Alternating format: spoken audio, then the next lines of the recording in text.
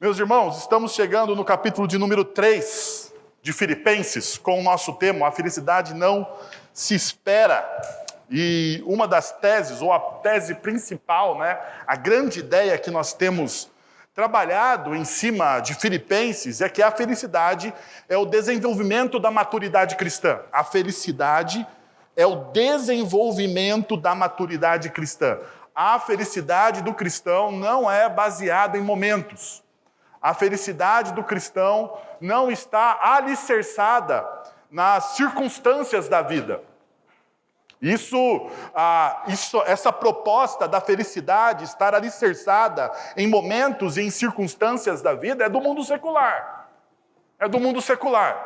A felicidade da comunidade cristã, ela está alicerçada no seu desenvolvimento, no seu crescimento, da sua maturidade em Cristo Jesus. Dessa forma, então, nós experimentamos a felicidade ao longo da nossa caminhada.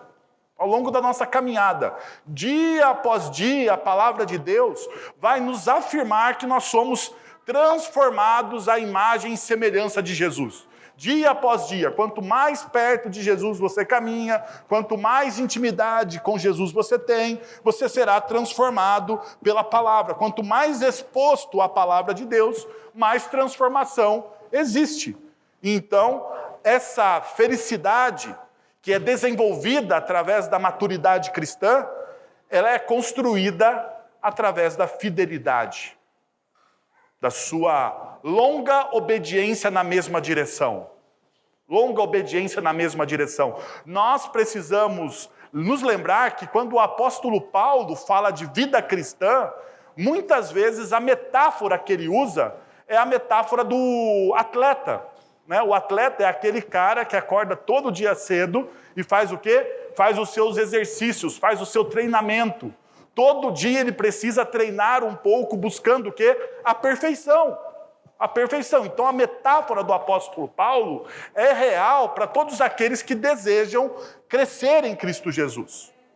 Sendo assim, gostaria de convidar você a abrir em Filipenses capítulo 3, versos de 1 a 6. Capítulo 3, versos de 1 a 6, e já vou fazer a propaganda aqui do domingo à noite, porque é o seguinte, eu ia pregar do versos de 1 a 11, mas ficou grande o sermão, então dividi em 2, porque afinal de contas, vocês querem sair daqui antes das 11h30, então eu vou me esforçar aqui. O presbítero Fábio já fez assim com a cabeça, quero sair sim, pastor, então vou tentar aqui, neste momento, fazer com que nós saiamos juntos aqui antes das 11h30. Mas vou me lembrar que os professores de escola dominical deram um jabazinho aqui, deram uma desculpa para mim, porque eles atrasaram a aula, então não fui eu só que atrasei neste domingo. Vamos lá, versos de 1 a 6 em Filipenses capítulo 3. Finalmente, meus irmãos, alegrem-se no Senhor. Escrever-lhes de novo as mesmas coisas não é cansativo para mim e é uma segurança para vocês. Cuidado com os cães, cuidado com esses que praticam o mal, cuidado com a falsa circuncisão, pois nós é que somos a circuncisão. Nós que adoramos pelo Espírito de Deus, que nos gloriamos em Cristo Jesus e não temos confiança alguma na carne. Embora eu mesmo tivesse razões para ter tal confiança. Se alguém pensa que tem razão para confiar na carne, eu ainda mais. Circuncidado ao 8º dia de vida, pertencente ao povo de Israel, da tribo de Benjamim, verdadeiro hebreu, quanto à lei fariseu, quanto ao zelo perseguidor da igreja, quanto à justiça que ama a lei, irrepreensível. E nós vamos até aqui. Paulo aqui, ele está trabalhando a fidelidade do povo em relação à doutrina da graça. Você pode perceber isso aqui logo nas primeiras linhas dos versículos que nós lemos. Paulo está trabalhando aqui a fidelidade do povo em relação à doutrina da graça. E uma das coisas que nós precisamos entender quando Paulo está falando isso aqui é o contexto ao qual ele está inserido. Filipos, apesar de ser uma cidade norteada, né, composta principalmente pela cultura greco-romana, né? Dentro da igreja de Filipos haviam aqueles que nós chamamos, dentro da teologia, de judaizantes. Pessoas que queriam voltar, né, às práticas antigas do judaísmo.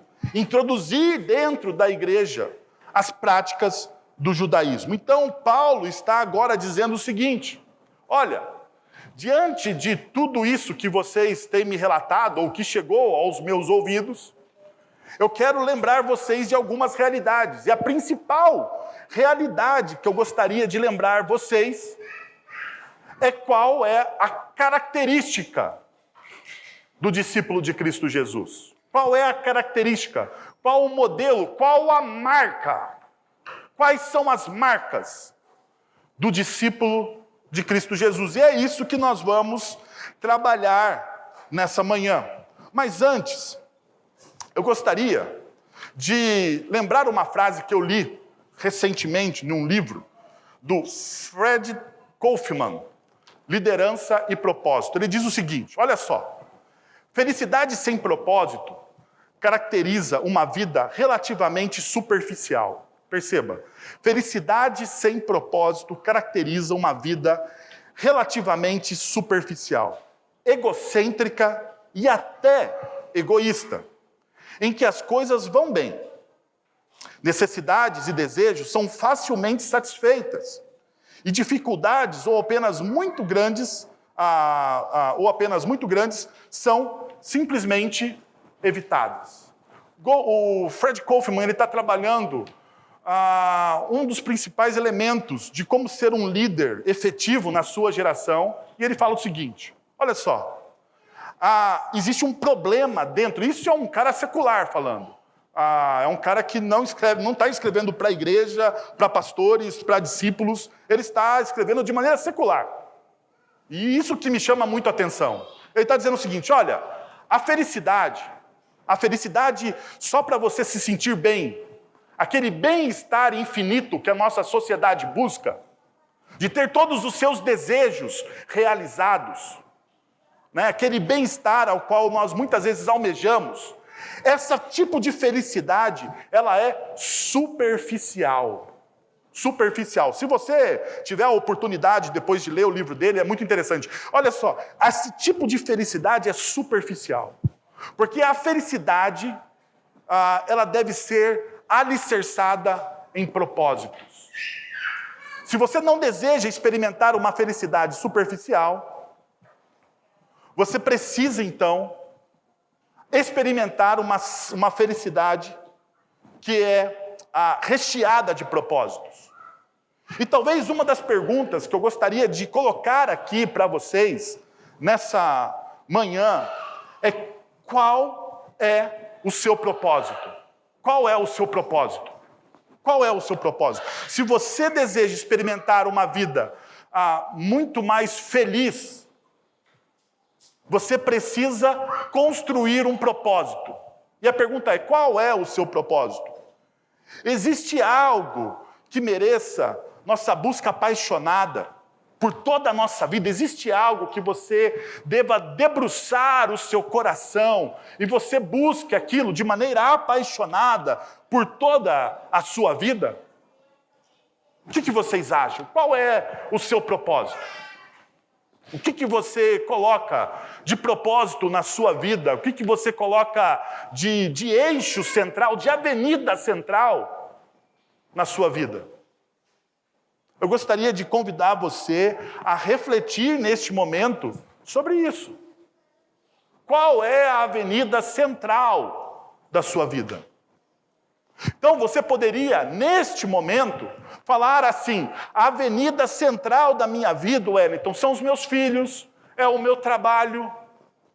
A avenida central na minha vida são os meus estudos, a minha carreira. Eu quero me dar bem na minha carreira porque eu quero ficar rico. Porque a avenida central da minha vida é desfrutar dos prazeres, das benéficas do meu trabalho.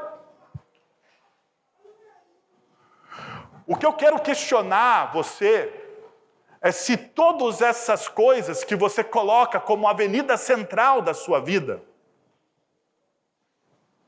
se você deseja essa avenida central da sua vida ser desenrolada, trabalhada, de maneira efetiva, eu gostaria que você pensasse, será que tudo isso que eu coloco, de fato, realiza o meu coração?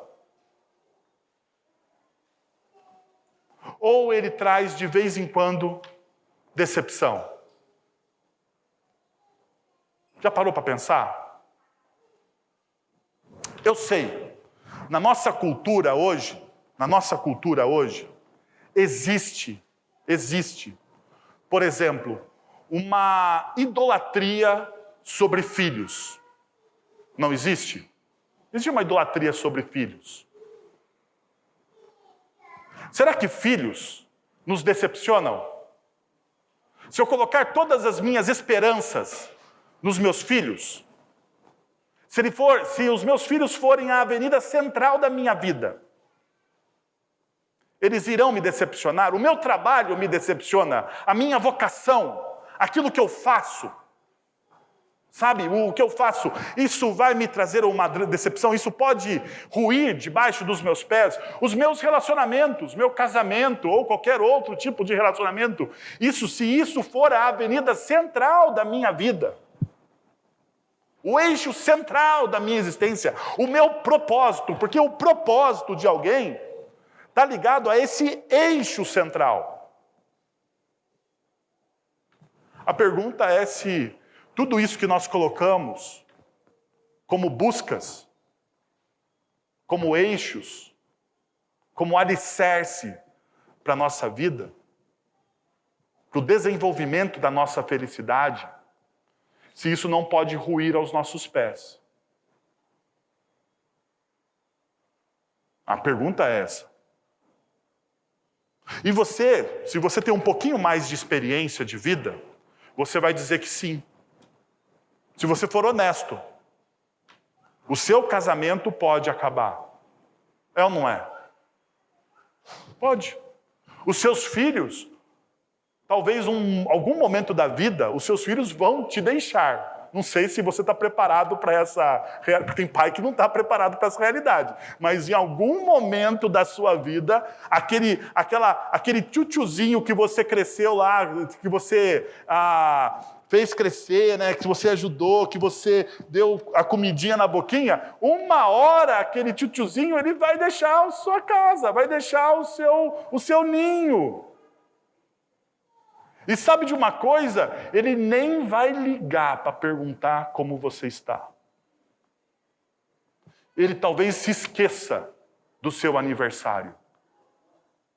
Ai, meu Deus. Olha, teve gente que teve um arrepio aí, né?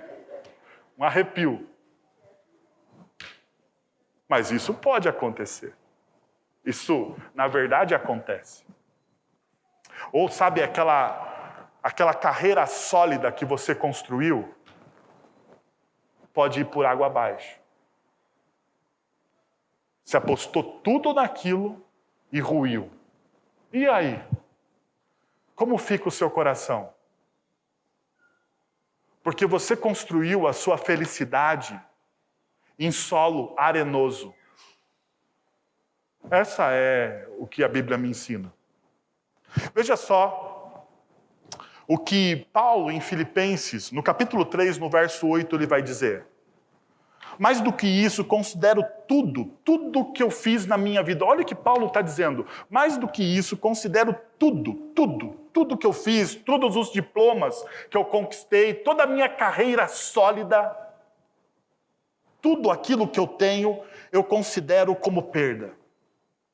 Comparado com a suprema grandeza do conhecimento de Cristo Jesus. Eu considero tudo como perda. Daí Paulo está fazendo uma comparação aqui. Tudo que eu construí, todos os meus diplomas, e se você conhece um pouco da cultura judaica, você vai entender que Paulo, ele era um doutor da lei. Paulo, ele era alguém altamente reconhecido. dentro dos círculos teológicos e dentro da sociedade judaica. Paulo, ele era um grande líder da sociedade judaica do primeiro século, ainda quando ele chamava Saulo. Tudo aquilo que ele construiu, todos os diplomas, toda a sua carreira sólida, Paulo está dizendo, tudo isso aqui, eu estou agora considerando como perda. Porque existe algo melhor do que tudo isso. Então eu quero que você faça o mesmo exercício que Paulo está fazendo. Tudo aquilo que me era central na vida, todo aquele eixo central na minha existência, eu estou considerando agora como perda.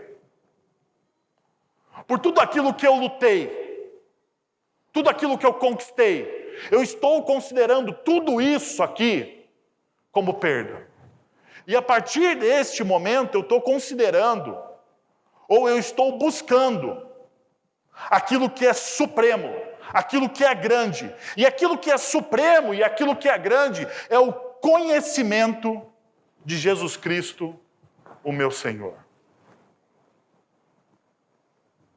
É o conhecimento de Jesus Cristo, o meu Senhor. Nos evangelhos, logo após os discípulos praticarem alguns milagres, Jesus envia os seus discípulos para fazerem milagres, em missão. Quando eles voltam felizes. Eles voltam radiantes, porque afinal de contas eles dizem, esse é o relato dos discípulos, Senhor, os demônios se submeteram a nós curamos pessoas, nós falamos em teu nome, coisas maravilhosas aconteceram.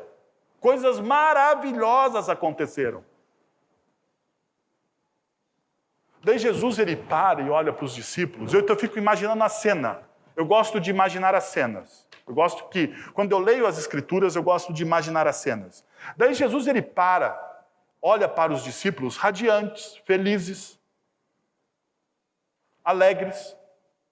E Jesus diz o seguinte, olha, vai chegar um dia que alguns dirão, Senhor, expulsamos demônios em teu nome, profetizamos em teu nome, tivemos visões em teu nome, fizemos coisas inimagináveis em teu nome.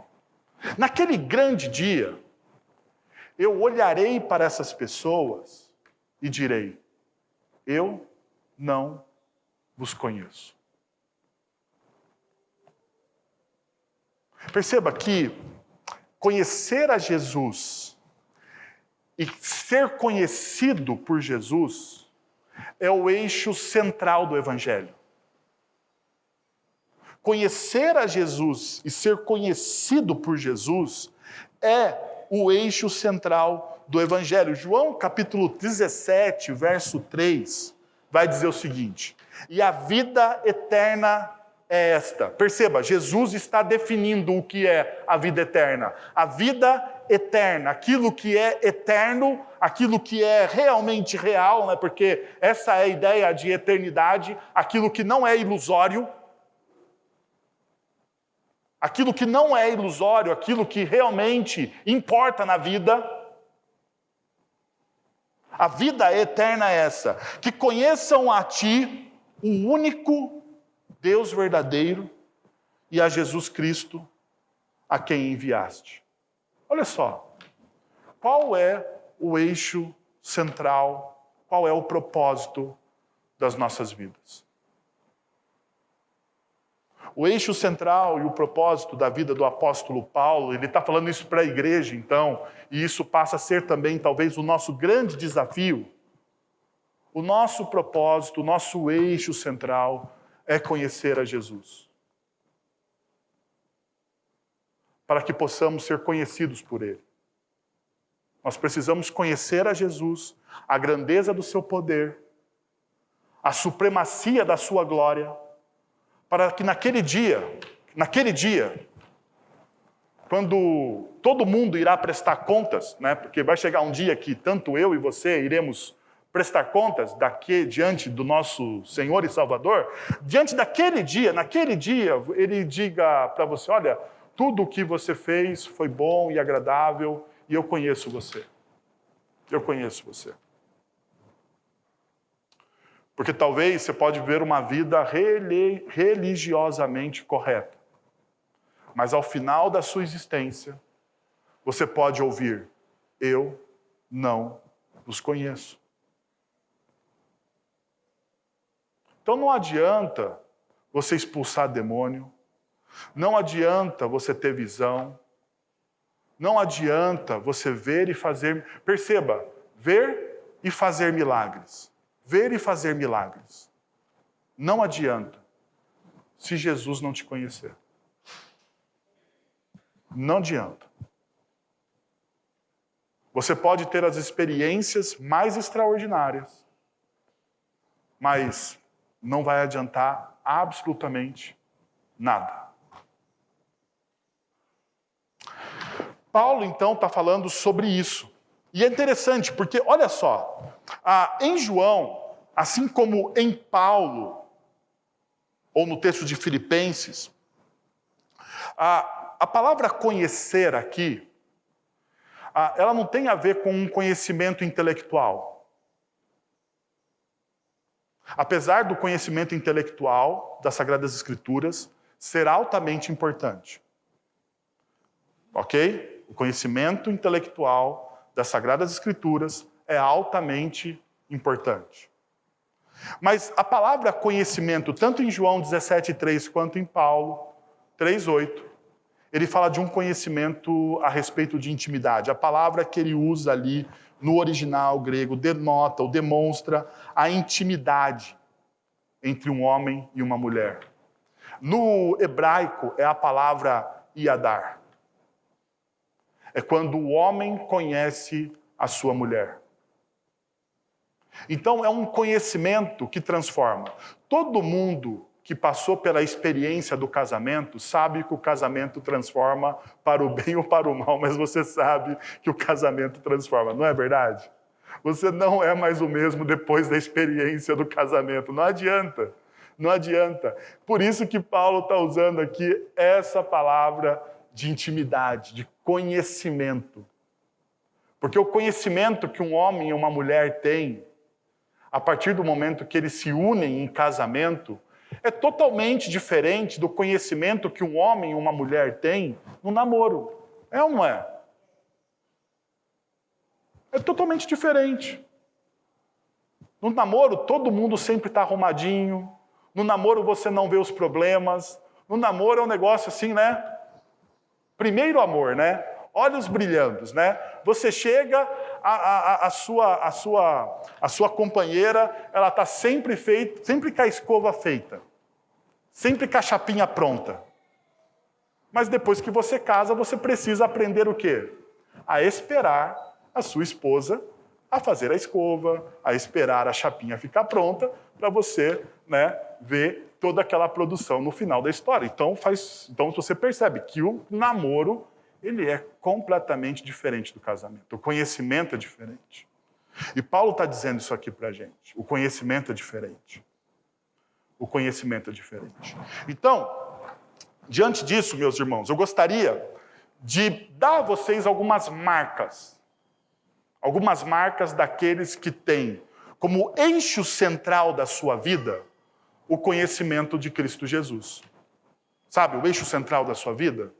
O conhecimento de Cristo Jesus. Então, anota aí. Primeiro, lembre-se constantemente do verdadeiro evangelho. Lembre-se constantemente do verdadeiro evangelho. Verso de número 1. Finalmente, meus irmãos, alegrem-se no Senhor. Escrevo-lhes de novo as mesmas coisas. Não me é cansativo para mim. É uma segurança para vocês. Veja o que Paulo está fazendo aqui, olha. Novamente, finalmente, esse finalmente poderia ser, uma tradução melhor seria, bom, portanto, ou no entanto, porque Paulo não está terminando a carta aqui, né? Existe um problema aqui na NVI de tradução. Mas olha só, o texto está dizendo o seguinte, vocês se alegram no Senhor. E como que você se alegra no Senhor? Vem a resposta. Alegrem-se, imperativo. Alegrem-se no Senhor. Resposta: escreva-lhes de novo as mesmas coisas. Não me é cansativo. Escrevo de novo as mesmas coisas. Paulo está dizendo assim: olha, eu provavelmente já ensinei tudo isso que vocês estão ouvindo aqui na carta. Tudo isso que vocês estão ouvindo até aqui, eu já falei para vocês. Quando eu estive entre vocês, quando vocês me ouviram pessoalmente, eu já ensinei absolutamente tudo. Mas veja só, se você deseja crescer em maturidade, você precisa repetir os ensinamentos. Se você deseja crescer em conhecimento, você precisa repetir a experiência. Se você deseja experimentar mais e mais de Deus, você precisa então ter liturgias. Sabia disso? Liturgias. Liturgias. Liturgias é aquela rotina diária das coisas que você faz. Então você deve ter alguma liturgia. Talvez você não saiba, mas você tem. Aqui na igreja nós temos. Você pode perceber que o nosso encontro dominical tem aquilo que eu chamo de arco litúrgico. Ou arco litúrgico do Evangelho. Exaltação, confissão, adoração e ensino. Está aqui. Todo culto nós temos o quê? O mesmo ato litúrgico. E por que a igreja aprende? Porque nós temos o mesmo ato litúrgico. Então, repetir em alguns momentos é algo de extrema importância. Extrema importância. Se você não repete, se você não desenvolve no seu coração as liturgias diárias onde você afirma a sua fé ou aquilo que você crê, você esquece. Você esquece. É assim em qualquer relacionamento. Em qualquer relacionamento você precisa afirmar o quê? Aquilo que você crê. Aquilo que você acredita, os seus princípios. No casamento, a gente não reafirma aquilo que a gente construiu durante anos, a gente repete, né? Eu te amo. Quantas vezes você fala eu te amo para sua esposa? Eu falo milhares de vezes. Por quê? Porque existe uma repetição, um ensinamento. Você repete, e você passa a acreditar que você ama aquela pessoa. Não, estou brincando, tá? Mas a repetição faz com que o nosso coração aprenda, se submeta à verdade sobre aquilo que você diz que é. Então, o texto bíblico está nos ensinando assim. Então, perceba, olha, Paulo está dizendo, para mim, não é cansativo ensinar novamente, porque era importante. E veja, e isso aqui se torna uma segurança para vocês. Repetir, então, faz com que a gente ganhe segurança naquilo que a gente aprendeu. Olha que coisa importante. Segurança na fé. Não temos dúvidas a respeito da nossa salvação, nós não temos dúvidas a respeito do amor de Deus, nós não temos dúvidas a respeito da soberania, do cuidado, do poder, da grandeza, da misericórdia de Deus, nós não temos dúvidas. Por que você não tem dúvida? Porque você aprendeu, porque você ouviu, porque você viu repetidamente isso na sua história. E isso cria o quê? Segurança no seu coração. Aquele ensino é sólido, é firme. Isso é tão verdade que Paulo vai dizer o seguinte. Então, preste atenção, porque existem pessoas que vão tentar desviar você da verdade. E ele fala, o verso 2, olha só. Cuidado com quem? Com os cães. Cuidado com estes que praticam o mal. Cuidado com a falsa circuncisão. Cuidado. Cuidado com aqueles que tentam te ensinar as coisas que não estão no Evangelho. Cuidado com aqueles que tentam inventar coisas que vão além das Sagradas Escrituras. Cuidado com essas pessoas. Cuidado com pessoas que tentam te ensinar os seus achismos. E aqui está um grande problema da comunidade cristã, os achismos. Aonde nascem as heresias? Aonde nascem as dificuldades teológicas? Sabe aonde? Nos achismos. Quando você diz assim no seu coração, eu acho que Deus pensa assim. Daí já começou o erro. Porque veja só, nós temos as Sagradas Escrituras, não temos? As Sagradas Escrituras, para a teologia reformada, é o quê? É a nossa regra de fé e prática, não é? É a nossa regra de fé e prática. Segundo a teologia reformada, as Sagradas Escrituras, ela tem a revelação plena. Tudo o que Deus queria dizer para a humanidade está onde? Nas Sagradas Escrituras. Então, o que passa das Sagradas Escrituras não é revelação. Não é revelação. Estão entendendo? Assim, o que passa das Sagradas Escrituras, se você achar alguma coisa que não está nas Sagradas Escrituras, meu irmão, acalme o seu coração, porque isso é uma heresia. Cuidado! E Paulo está dizendo exatamente isso para os filipenses. Só cuidado com aqueles que estão tentando colocar em vocês um jugo que não existe, um jugo que não faz parte do Evangelho. Cuidado com aqueles que são judaizantes. E veja só, Paulo usa aqui uma palavra fortíssima, cães. Na nossa cultura, isso é muito complicado, porque todos nós temos pets, né? Cães de estimação, todo mundo acha o cão bonitinho, mas na época de Paulo, cão não era um negócio tão bacana, assim, principalmente para o judeu, porque o cão ele não era considerado um animal puro. Tanto é verdade que em um evento, né, no evento do Evangelho de Marcos, capítulo 7, quando tem a mulher Ciro-Fenícia, né, em relação... E Jesus diz para ela, né, não é digno que eu tire a comida dos filhos de Israel e dê aos cães. Olha só, Jesus vai dizer, né? Dê aos cães, porque os cães eram considerados pessoas impuras dentro dos judeus. Então Paulo ele diz, olha, vocês estão, se vocês dão ouvido aos cães, vocês não estão seguindo o puro evangelho de Cristo Jesus. E o puro evangelho de Cristo Jesus não é seguido quando nós damos ouvidos aos nossos achismos. Quando aquilo passa das Sagradas Escrituras. Quando passa. Tem fundamento aquilo nas Sagradas Escrituras? Não tem fundamento nas Sagradas Escrituras, então você faz o quê? Você risca. Você risca. Você não olha para aquilo. Não olha para aquilo. Aquilo não pode fazer parte da sua vida. Então perceba, essa é a primeira marca. A primeira marca de alguém que vive o discipulado de Cristo Jesus, ele tem essa característica. Ele abraça as Sagradas Escrituras, ele relembra as Sagradas Escrituras. As Sagradas Escrituras norteiam a vida dele e ele não dá ouvido aos cães. Ponto. Ponto pacífico isso aqui, né? Ok? Então, beleza. Segundo.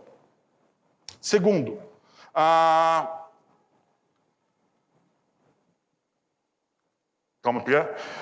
Discípulos são aqueles que o Espírito Santo orienta para a missão. Então perceba, discípulos são aqueles que o Espírito Santo orienta para a missão. Verso 3, nós que adoramos pelo Espírito de Deus. E a palavra Espírito e a palavra adoração aqui tem a ver com serviço, com ministrar. Paulo está dizendo assim, olha, então esqueça, quando a gente está falando, e é uma coisa muito importante, se nós, dentro de uma comunidade, estamos falando de adoração, nós estamos falando sempre de algo. Nessa igreja, quando nós falamos de adoração, nós estamos falando muito mais do que os nossos cânticos dominicais. Eu quero que você sempre lembre disso. Quando eu falo com vocês de adoração, eu estou falando do nosso serviço, da nossa vida, do nosso dia a dia, na nossa segunda-feira. De segunda a sexta nós adoramos.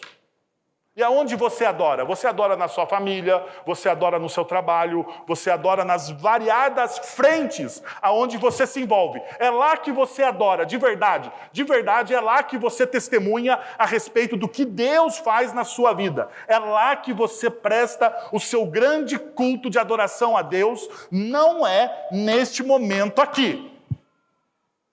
Este momento aqui é um momento de inspiração, é um momento de desafio, é um momento de repreensão, é um momento de exortação, é várias coisas. Mas o momento principal de adoração é quando você sai daqui empoderado pelo Espírito Santo e você testifica daquilo que Deus está fazendo na sua vida. Então perceba, os verdadeiros adoradores, os verdadeiros cristãos, eles adoram em espírito, eles vivem no espírito. E essa vivência no Espírito levam eles à missão. Levam eles ao desenvolvimento da missão. E Paulo está então exortando, olha, nós aqui não convivemos, veja, nós abraçamos o verdadeiro evangelho, nós rejeitamos o falso evangelho, e nós vivemos não uma adoração vazia. Nós vivemos não uma adoração baseada na religiosidade, mas nós vivemos numa adoração que encarna o evangelho que nós cremos. Essa é a nossa verdadeira adoração. Terceira marca. Discípulos são aqueles que gloriam-se em Cristo Jesus. Então veja, você ouve o verdadeiro evangelho e você lembra do verdadeiro evangelho. A sua adoração não está restrita ao final de semana. E a sua glória, ou a busca da glória, ou aquilo que você se gloria, aonde você se alegra, é em Cristo Jesus. O texto no versículo 6 diz, nós gloriamo-nos em Cristo Jesus. Nós nos gloriamos em Cristo Jesus. A minha glória, a minha alegria, a minha verdadeira experiência de felicidade não estão nas coisas que estão me circundando, mas a minha verdadeira alegria, a minha verdadeira experiência de felicidade, ela está em Cristo Jesus. Ela está em Cristo Jesus. Olha o que Paulo vai dizer em Gálatas capítulo 6, verso 14. Quanto a mim, eu jamais me gloriei, a não ser na cruz de nosso Senhor Jesus Cristo, por meio da qual o mundo foi crucificado para mim e eu para o mundo. Veja o que Paulo está dizendo aqui. Eu não sei se você... isso me chamou a atenção, porque muitas vezes nós passamos os nossos olhos sobre o texto bíblico e nós não entendemos a profundidade do texto. Nós não nos deparamos para olhar aquele texto e falar, nossa, mas o que Paulo está dizendo aqui? Quanto a mim, eu jamais me gloriarei a não ser na cruz de nosso Senhor Jesus Cristo. A minha glória, a minha alegria, a minha felicidade está na cruz de Cristo Jesus. Está na cruz de Cristo Jesus. E olha só, por meio da qual o mundo foi crucificado para mim. Por meio da qual o mundo perdeu valor para mim. E eu para o mundo. Agora, deixa eu trazer isso para a prática, porque talvez você olhe para isso e fale assim, beleza, mas isso aí é um discurso religioso. Como que eu faço isso no meu dia a dia? Como isso se desenrola na minha vida diária? Isso se desenrola na sua vida diária. Isso se desenrola na sua vida diária quando todas as outras coisas cooperam para o bem do Evangelho de Cristo Jesus. Todos nós aqui temos as nossas plataformas de influência. É ou não é? Todos nós. Você tem a sua plataforma de influência. O que é a sua plataforma de influência? Seus amigos, sua família, seus negócios, o lugar onde você estuda, trabalha, ali é a sua plataforma de influência. Quando eu entendo que o eixo central da minha vida, é o Evangelho de Cristo Jesus, toda essa plataforma que eu tenho aqui, trabalha pelo quê? Trabalha pelo reino. Trabalha pelo reino, de maneira prática. Trabalha pelo reino, sim. Trabalha pelo reino, sim. Eu estava lendo um livro chamado Criativos. Esse é um livro de liderança cristã. Criativos. E ele fala daquela cervejaria Os Guinness. Conhece aquela cervejaria? Cerveja preta, bonita, né? Boa, né? Inclusive, se você uma hora quiser presentear com um suco de cevada, por favor, é uma boa cerveja para presentes. Mas veja só, não sei se você sabe, mas o fundador da cervejaria é crente. Família dele, crente. E eles fizeram algo inimaginável para a época deles. Nós cremos, o fundador, ele chega e fala assim, nós cremos que tudo que Deus deu para nós, como negócio e prosperidade, é para o bem do reino de Deus e para a manifestação do reino de Deus. Daí ele não vende tudo e dá aos pobres. Fique sossegado. Mas ele transforma a cervejaria dele em um ponto do reino de Deus para a sociedade dele. Os empregados têm plano de saúde. Os empregados ganham de maneira digna. Os empregados dos Guinness, eles têm um financiamento direto com a fábrica para todos terem a sua casa própria a juros baixos ou a juros zero. Por quê? Porque o reino de Deus precisa se manifestar nos meus negócios. Os filhos dos empregados, todos estão na escola e todos ganham bolsa para a universidade. Por quê? Porque o reino de Deus precisa se manifestar através dos meus negócios.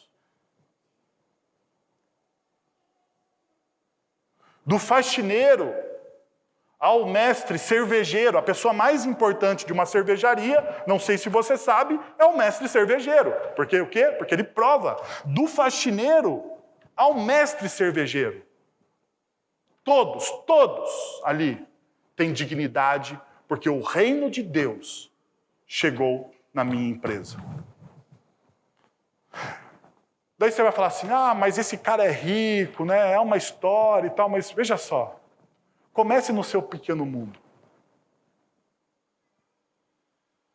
Comece pagando de maneira justa a diarista que trabalha para você.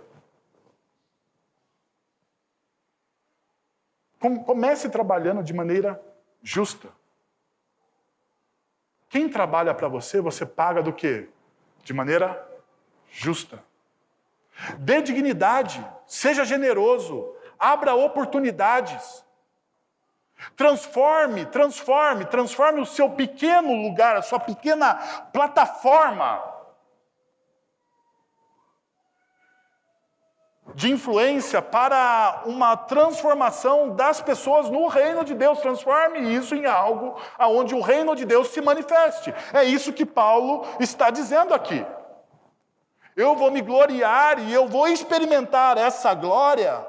Aonde? Eu vou experimentar essa glória dia após dia na graça do Senhor. Por último, os discípulos são aqueles que não confiam na carne ou em si mesmos.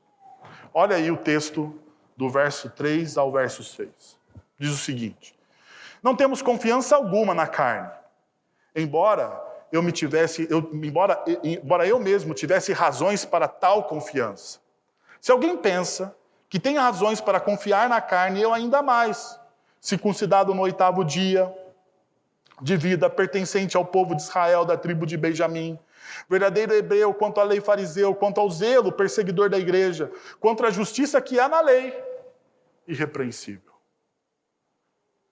Paulo vai dizer o seguinte, Paulo dará agora 7 nãos. Ele está falando do seu currículo. Sabe? Currículo. Coisa que todos nós gostamos de ter, né? Paulo tem um excelente currículo aqui. Se você olhar para a cultura judaica, Paulo é um excelente religioso. Um excelente religioso. Paulo está acima da média. Paulo é um ponto fora da curva. É um ponto fora da curva. Ele está acima da média. Ele era considerado um grande líder. Um grande líder. Mas veja só o que ele vai dizer. Não coloque sua confiança em rituais, então. Se você não deseja confiar na sua própria carne, não coloque a sua confiança em rituais vazios. Ele diz, circuncidado ao 8º dia. Daí você perguntar, mas calma aí, mas o que significa circuncidado ao 8º dia? Significa que dentro da cultura judaica, Paulo seguiu desde a sua tenridade, da sua integridade, todos os rituais judaicos. Porque todo menino judeu deveria ser circuncidado aonde? Ao 8º dia. Ao 8º dia. Então ele era alguém que, desde a tenra idade, e é o que ele está dizendo, ó, desde antes de eu ganhar um conhecimento pleno de quem eu era, eu já seguia esses rituais. E veja, hoje as pessoas podem colocar sua confiança em rituais espirituais, como ser batizado quando criança ou assistir reuniões religiosas. Essas experiências não são motivo para a confiança espiritual. Paulo passou por esse famoso ritual judaico, mas não considerou isso uma vantagem. Por quê? Porque a salvação não é sobre rituais que você pratica. A salvação é sobre você se tornar uma nova criatura em Cristo Jesus. Então, o ritual, ele até é importante, mas o fato é, aquilo que você faz aqui, sabe? Aquilo que você faz aqui, as orações, aquilo que você faz aqui, que você diz que é adoração, isso sai daqui. Isso ganha espaço na sua vida diária. Porque não é sobre ritual. Não é sobre vir à igreja todo domingo. Não que não seja importante. É importante, mas é mais do que isso. O cristianismo é mais do que isso. É você ser uma nova criação em Cristo Jesus. Veja, ele vai continuar dizendo, não coloque a sua confiança em sua etnia. Não coloque sua confiança em etnia. Olha só, pertencente ao quê? Ao povo de Israel. Ele diz isso, olha, eu sou pertencente ao povo de Israel. Eu sou um descendente direto de Abraão. Ele não era um gentil convertido, ele não fazia parte de um composto. Não, ele era realmente um judeu entre judeus. Mas isso, essa etnia, não trazia para ele absolutamente nenhuma vantagem. Ele está dizendo isso, olha, isso não me dá vantagem alguma. Porque, afinal de contas, não adianta eu ser ou não do povo de Israel, o importante é eu estar em Cristo Jesus. É eu estar em Cristo Jesus. E ele continua, ele fala assim, ó, não coloque sua confiança em sua posição. Eu sou da tribo de Benjamim, ele diz. Eu sou da tribo de Benjamim. Paulo não veio de uma tribo israelita desrespeitada. Veja só, ele é da tribo de Benjamim. Ele é da tribo que edifica a cidade de Jerusalém. Ele é da tribo que, diante da divisão do reino do norte e do reino de Judá, eles ficam fiéis à dinastia davídica. Eles são uma tribo que, se comparada a outras tribos, é uma tribo fiel. E ele está falando assim, essa minha posição, eu ser da tribo de Benjamim, eu ter uma posição elevada entre os meus irmãos, não significa absolutamente nada. Não significa absolutamente nada. Por quê? Porque Paulo sabia que o importante era estar em Cristo Jesus. Veja só, não coloque sua confiança em sua tradição religiosa. Ele vai dizer assim, eu sou um verdadeiro hebreu. Na revista atualizada está dizendo hebreu de hebreus. Porque existe ali, né, uma ênfase no original hebraico, dizendo, eu sou isso aqui, eu sou um grande hebreu, eu sou um grande hebreu. Ninguém pode duvidar disso. Ser um tradicionalista não tem mais valor do que ser um progressista, se você não estiver focado em Jesus. Paulo se autodenominava um grande hebreu. Mas veja só, isso não fazia de Paulo alguém que não investisse e não fosse flexível à necessidade dos outros. Porque o foco de Paulo era o Evangelho. O foco de Paulo era falar do Evangelho de Jesus Cristo para as pessoas. Então perceba, 1 Coríntios capítulo 9, versos de 19 a 23, Paulo vai dizer, porque embora seja livre de todos, fiz-me escravo de todos, para ganhar o maior número possível de pessoas. Paulo está dizendo, eu em Cristo Jesus tenho liberdade e não devo me importar com a opinião dos outros. É o que Paulo está dizendo aqui em 1 Coríntios 9. Não devo me importar, mas eu estou me importando, por quê? Porque eu preciso alcançar o maior número de pessoas. Tornei-me judeu para com os judeus, a fim de ganhar os judeus. Para os que estão debaixo da lei, tornei como se estivesse sujeito à lei, embora eu mesmo não esteja debaixo da lei, a fim de ganhar os que estão debaixo da lei. Para os que estão sem lei, tornei-me como sem lei, embora não seja livre da lei de Deus, e sim, sob a lei de Cristo eu estou, a fim de ganhar os que não têm lei. Agora veja, para com os fracos tornei-me fraco, para ganhar os fracos, tornei-me tudo para com todos, para de alguma forma salvar alguns, eu me tornei uma pessoa flexível. Eu sei ler o meu contexto e eu sei entender aonde eu estou inserido, e eu me tornei tudo para com todos, porque o meu foco é anunciar o reino de Deus às pessoas. Mas nós, como igreja, muitas vezes, temos uma dificuldade tremenda em flexibilizar as coisas. Por quê? Porque o nosso coração está preso à tradição. Porque no final ele diz, faço tudo que eu estou fazendo é por causa do Evangelho. E o meu desejo é me tornar coparticipante dele. Paulo diz, não coloque sua confiança nos cumprimentos de regras. Ele diz, quanto à lei eu sou o quê? Fariseu. Quanto à lei eu sou fariseu. Paulo diz que a respeito da lei, ele era um fariseu. Eles amavam suas regras. Seu nome vem de um termo aramaico que denota os separados. Os separados. Eles até aumentaram os mandamentos do Antigo Testamento, tanto que era difícil saber quais eram os mandamentos bíblicos reais. Os fariseus, eles tiveram a audácia de aumentar os mandamentos. Eles incluíram mandamentos nas Sagradas Escrituras, porque eles achavam que aquilo não estava bom. É quem Paulo era. Ele adotou esse estilo de vida porque ele achava que as regras glorificavam a Deus.